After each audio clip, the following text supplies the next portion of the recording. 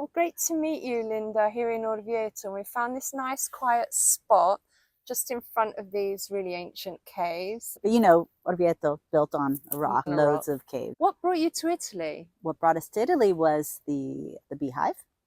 We decided we wanted to leave the United States and work together, live in another country. So we thought of all kinds of things that we could do to make that happen. And the thing that stuck was opening up a hostel in Rome. Don't ask me why, but that's the one we decided on. So why hostel and not a B&B, which would be the thing most people would think of, isn't it? Well, my husband Steve used to work at a hostel in Rome. And so that's why hostel had been on our radar. You know, we've stayed in hostels, so more so than B&Bs. That just kind of was our idea. So we decided to move to Rome from Los Angeles, which is where we were at the time. Did you find the premises for your hostel before you moved here, or did you have to come, and did it take a long time to find the right place? We did everything kind of guerrilla style, you know, just we weren't very organized and we'd never owned our own business before. And we just all kinds of things that would normally be against people. But we decided Steve would come a bit early and try to find a premises to rent and a place for us to live, also a place to rent to live. So he came probably March of '99. And I stayed in Los Angeles working, trying to save up a little bit more money because we did all this through credit card advances at the time. Wow. We didn't have money, and very little amount of money that we That's did. really ambitious. Gosh. And kind I of stupid, admire I you. guess. I mean, at the time, it was like, yeah. So he came in March of '99 and looked for a place. Every morning he would wake up and he was staying at a hostel and would go jogging and look at all the signs of for rent and call them. And it was just, and it was a work in progress because he would initially be like, yes, in his very bad Italian at the time, saying that he was American, wanted to come and rent the place to put up a hostel. Bad idea. He was very straightforward about that. And you know, chick, chick, chick, lots of people going, who is this crazy person? So he modified his requests when he would initially talk with people on the phone until he could actually go and meet them in person. Anyway, in the end, he ended up about, I think I came in May of the beginning of May of '99. And the day that I arrived, he had just gotten the keys, both for the place that we were going to rent for the hostel and also the place we were going to rent for us to live. So it only took him 2 months to do all that. Yes. So he did that. And then 2 weeks later, we opened the Oh my beehive. God. So you got all the furniture in there in a couple of We weeks. just threw everything in there. And, you know, back in the day, you know, 1999, it was start the business and then get permission and figure it out. So that's essentially what we did. That's what we did. Wouldn't recommend doing that now. You can't really do that now. No. And the way we did things back then, you can't do now.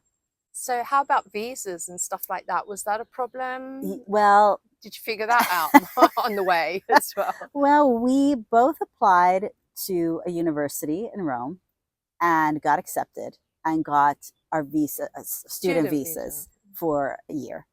And we then converted them to lavoro autonomo, which back then you could do. Steve did it for lavoro autonomo. I had to do mine connected to his, but you could do that then. You can't do that anymore the way we did it. So I sometimes have people ask me, how did you do it? And I'm like, you know, it doesn't apply anymore. The way we did it, you can't do anymore. So we were able to convert our permessi, which is when you have the visa, then you have to request the permesso di soggiorno.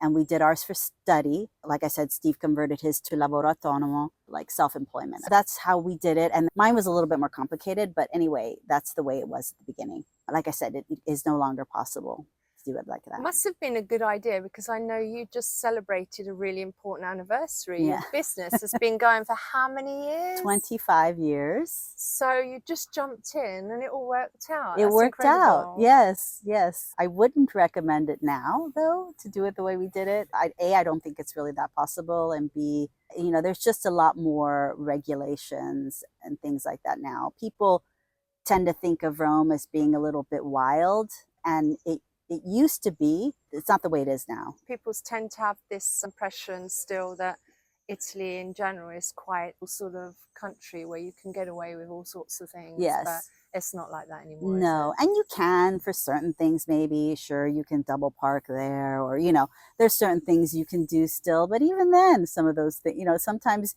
it's just so funny. People get offended now it? when they get a ticket for double parking. What?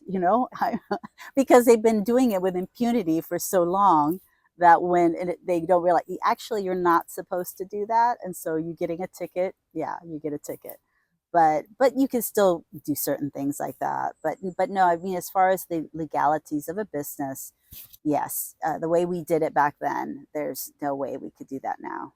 Have you seen other things change over the years? For the better, for the worse? I Oh, notice there's an awful lot of tourists in Orvieto now. yeah, here in Orvieto and in Rome, loads more tourism. And it's changed. Tourism has changed a lot. We have noticed that, not necessarily for the better. It is nice to have, because our business depends on having visitors, but the types of visitors that come now, people, this is a huge generalization, okay, because I don't know what every single person's interests are, what their reasons are for traveling and the way they travel. But we do see a lot of more people who are not very particularly respectful of the place that they come to, or even have a genuine curiosity about the place. A lot of it, I hate to say it because, social media is often villainized for every single thing, but unfortunately, yes, a lot of social media, unfortunately, has attributed to this It's way more like of visiting a place. just ticking boxes, getting the Instagram photo in front of the Colosseum and move on to the next thing. Yeah. Is that what you mean? And also just listening to a lot of information that's out there. It's very difficult, I think, for people to distinguish between quality information, genuine information from people who live in a place and actually take the time to give information that's valuable, that's curated, that would make your stay in a place really a nice time, to put it really basically. But people instead get their information from somebody who's been, because they have the flash or whatever, or they have the followers, and they're here for 2 seconds, and then they give this information of places that, I would never recommend somebody go to. Why do you think so many people want to move to Italy from North America in particular? I'm seeing in lots of Facebook groups and all over the internet, it seems to be the new thing. Whereas maybe in the 60s, all the Italians wanted to move to America. It seems to be the opposite way around now. Why do you think that is? Well, I mean, the state of the world, the way it is, I haven't been in the United States. I haven't lived there for 25 years. And I just know it through the news and through friends and the politics that are going on there now, because, I do still follow it somewhat. So just based on all that, yeah, I would want to get the hell out of there too. And I mean, we wanted to leave 25 years ago, and we did. And it has definitely changed a lot since we left, even more so in a way that it doesn't appeal to us personally. So I can see how a lot of people would want to maybe leave and go somewhere they find, I don't know, more beautiful, a kind of quality of life that maybe they don't have anymore, that they would like to have. Just the idea of a place kind of solving your problems. And so I get it, I do get it, but that's not going to happen, because if you have, especially personal problems you might have, that's not going to be resolved by moving someplace else. Those problems will follow you along. And Italy has its own problems as well. It's not as if we've got fantastic politics either. Yeah, so. exactly. So, every place has its problems. Yeah. Every place has shitty people. It's just, no place is perfect. But, if you want to make a new home somewhere for other reasons, then yeah, it could be here, it could be, Mexico, it could be anywhere. I think what I'm finding is the fact that people summon up the courage to make that leap. I think that is what's life-changing, not the actual place they move to in some ways. I think, you dream about doing something, and the fact that in your life you actually gather the courage to just do something, whether it's going to Italy or whether it's going to France or Portugal or, Yeah. as you say, Mexico. So I was wondering if it's more that than the actual country. Well, I think Italy is, in particular, is very romanticized by a lot of people for a myriad of reasons, and it is an incredibly just gorgeous country and incredible food and wine and just the slowness of certain things about it here. I mean, certain cities are not particularly slow, but even Rome, for being a big city and being quite chaotic, it has a calmness to it as well that you wouldn't find in a big North American city, for example. The thing is, people coming to a different country and wanting to live in that different country, you also have to keep in mind that you need to assimilate in that country. It's not that you can bring for example, somebody who's American, you can't bring America here. You can't bring the United States here, the mentality of it, You can't think, oh, I can't have these kinds of foods anymore. I can't find this, or I can't do that, or not learning the language, for example. I know plenty of people who live here and don't learn the language. Yeah, I don't see how that's actually feasible, really, to be honest. It's not. And I would imagine it's incredibly frustrating for people. Yeah. How long did it take you to learn the language? But you speak Spanish. Well, I did. Did that help? But very little. I'm Puerto Rican, and I grew up speaking Spanish, but then I went to American schools. And then my parents, they spoke to me in Spanish, and I responded to them in English. So I lost a lot of the speaking Spanish. I still understand pretty well. But then when we moved here, it got replaced by Italian. But I didn't learn from school. I took a 2-week class that was really terrible, actually. And then after that, it's just practice. Just speaking. Yeah. Believe me, my Italian is not that amazing, but I feel perfectly fluent. Yeah, you can navigate. Oh, yes. I can do, I don't have any qualms talking on the phone or going and speaking with people or finding out information or dealing with things. I'm fluent enough that way. And you had your children here? Yes. They were all born here? Yes. They're perfectly bilingual? Yes, they were all born in Rome. Did you choose international schools for them? Or? They went to international schools for the first few years of their education. They went to a British international school, actually, St. George's. The older two did. The youngest one never went there. And then we actually moved to Bali, Indonesia, for a couple of years. And so that was an international school there also. So they went there. And then when we came back, that's when we decided to move to Orvieto. And that's when they went into Italian school. So they didn't go to Italian school at the very, very beginning, but they started when they were about 11, 9, and 5, respectively. So how do you find commuting? You have your business in Rome, but you live in Orvieto, which is like an hour and a half by train away, isn't it? By train in the morning, it's 50 minutes direct. 50 minutes? Yeah, great. So it's not bad. In fact, I know people who one part of Rome to the other, it takes the same amount of time. Oh, yeah, even more than that. Yeah. So in the morning, I take an early morning train that gets in 50 minutes. And I open up reception, and since we're right near the station, I get off the train and boop, I'm right there at work. That eliminates a lot of wasted time. Yes, exactly. That's nice. So I'm there at the school, and then I come home in the afternoon. So you have your afternoons at home here in the evenings at home. Yeah, a quieter town. Yes. So how do you find that? Is that the perfect solution, or would you rather be in Rome? Well, it's City a mixed girl. bag. Yes, I miss being in a big city in the sense of friends there and things to do, social life, cultural things to do. There's tons of things of Rome that I still would like to see and do that I don't have the time for because I'm working during the day and then I go home. So I miss that. There's a lot of things I don't miss about Rome, so that works out. So Orvieto gives me that kind of peace that I need kind of at the end of the day. So that's nice. And do you feel part of the community here in Orvieto, or is it just the home? No, it's just the home. Just the home. No, I don't really feel part of the community, but that's my own fault.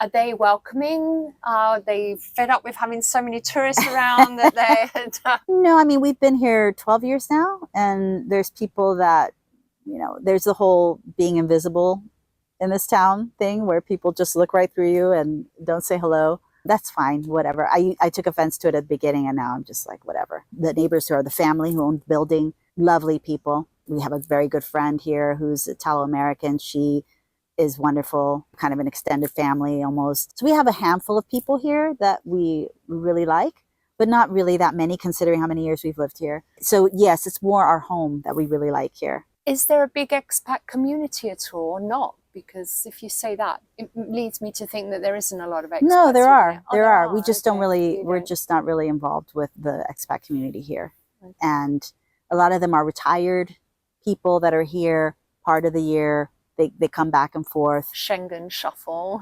Yeah, and that's not our life, right? So we're not retirees who are here just to enjoy, you know, the Dolce Vita for a few months. That's not our people. Bagels.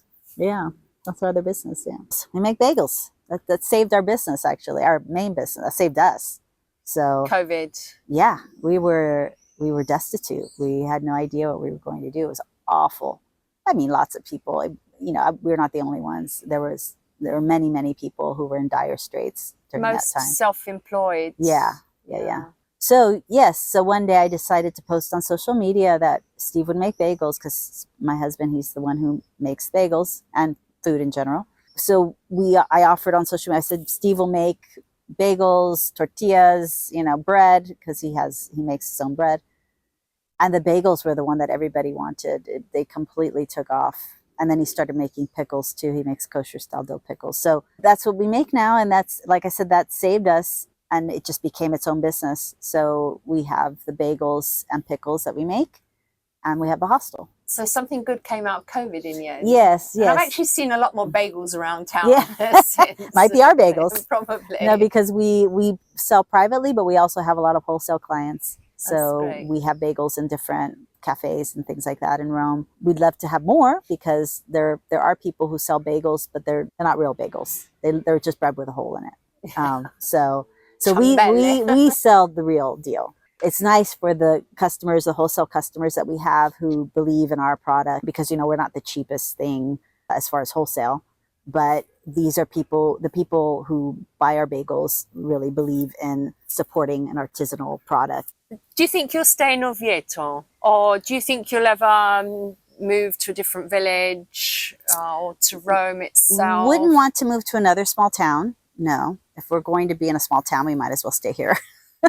But because it is convenient to Rome and convenient to Florence also. We have a lot of wonderful friends in Florence. So it's easy to go and visit them from you're here. halfway, literally. Yeah, we are literally halfway between the two. So it makes no sense for us to move to another small town. I wouldn't do that. If we move again, it will be to another big city, and maybe something that would help with one of, like, especially like with the bagels, not the hostel. As far as hospitality, we're not going to be doing anymore. The Beehive is it. That's it. But the bagels is something that can really grow and something that we're super excited about doing things with. But we don't necessarily want to do it all on our own. So that's something that could eventually grow into something else. I don't know. But that would maybe take us to a different city. You're renting here. So how do you find rent in Orvieto compared to Rome? And does that equal out with the cost of traveling? Well, that's a big factor. One of the reasons why we stay in Orvieto is because we have a lovely, lovely apartment that we pay a fraction of what we would pay in Rome for a tiny place. The rents here are lower and you get more bang for your buck here. And in Rome, like I said, every once in a while, I'll look at the rentals just for the fun of it, you know, to see. And it's just sad because everybody thinks, all these owners think they have the most amazing places, and they're just not very nice places, and they ask a lot of money for them. So we have a great place here. It's very big. It's lovely and historic, and we really, really like it. What do your children think about living in a small town? They don't like it. And in fact, our oldest is now in Amsterdam doing her master's, and the other two can't wait to eventually leave here. They're working on it. Or So, maybe yeah. when they're gone, you can get a small place in Rome. Then. Yeah, I don't know. It's nice having the family home, you know, so to speak, here, and being able to afford it and having enough space for everybody to come home to, which we couldn't do in Rome. Maybe eventually in Rome we would get a small place just for my husband and I, because right now it's, you know, he lives essentially in our office. He has for the last several years. It's not ideal. We do what we have to do right now to get out of debt, to do all the things that happened during COVID, and just trying to stabilize our lives somewhat financially. Yeah. Would you do it all over again? The The hostel, move, everything? everything, Everything. everything. Oh, yes, definitely. Yes. What's been the best thing that's come out of your move to Italy, do you think? Well, having our business and children here, and in a way that we would never, ever have been able to do it the way we did it in the United States where we were living, that in itself made it completely worthwhile. Yeah, I would do it again in a heartbeat. Yeah. What advice could you give to other people who are thinking of doing the same thing? Well, I don't ever like to burst anybody's bubble because, we had plenty of people that did that to us when we had this idea of moving and opening up a business with no experience whatsoever.